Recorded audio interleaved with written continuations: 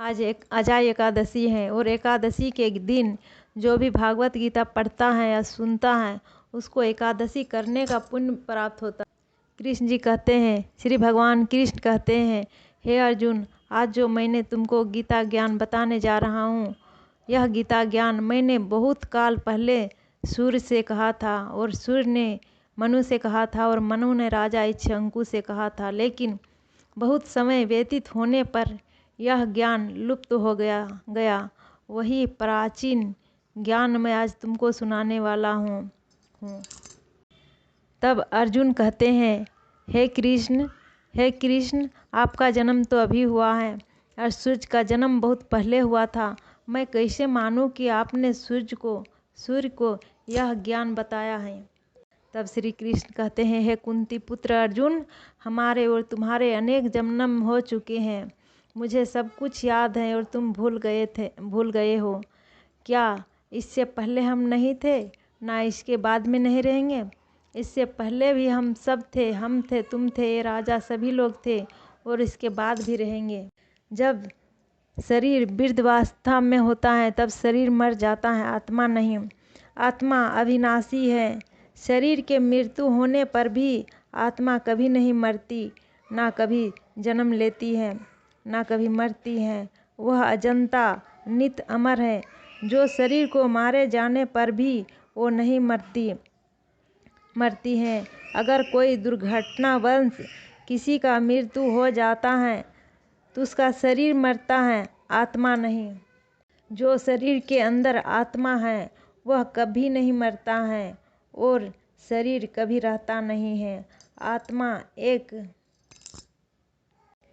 एक शरीर छोड़ता है और दूसरे शरीर धारण करता है।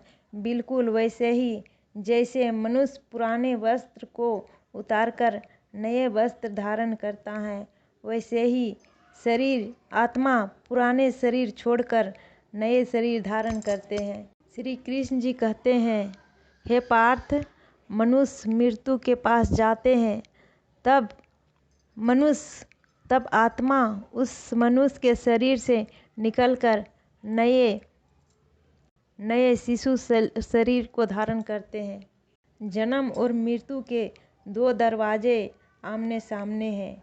मनुष्य जब मृत्यु के दरवाजे पर जाता है तब मनुष्य पुराने शरीर से निकलकर नए शिशु उससे निकलकर जन्म के दरवाजे पर जाता है और नया शिशु शरीर में प्रवेश कर और वहाँ आत्मा को फिर एक नया शरीर प्राप्त हो जाता है और वहाँ से एक नए जन्म की यात्रा शुरू हो जाती है। फिर यह चक्कर लगाते रहते हैं। फिर जन्म लेते हैं, जन्म से फिर वृद्धावस्था, फिर वहाँ से मृत्यु, फिर नए शरीर में धारण करना, यही चक्कर चलता रहता है। सुख दुख का आभास आत्मा को नहीं होता, शरीर को होता है।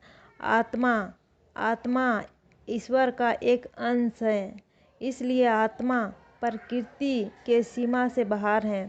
हे पार्थ, आत्मा को ना शस्त्र काट सकता, ना अग्नि जला सकती, न जल भिगो सकता, न वायु उसे सुखा सकता। इसलिए वह नित्य अविनाशी अजंता है। वह स्थिर रहने वाली हैं और अजंता हैं। यह गीता ज्ञान अमृत के समान है।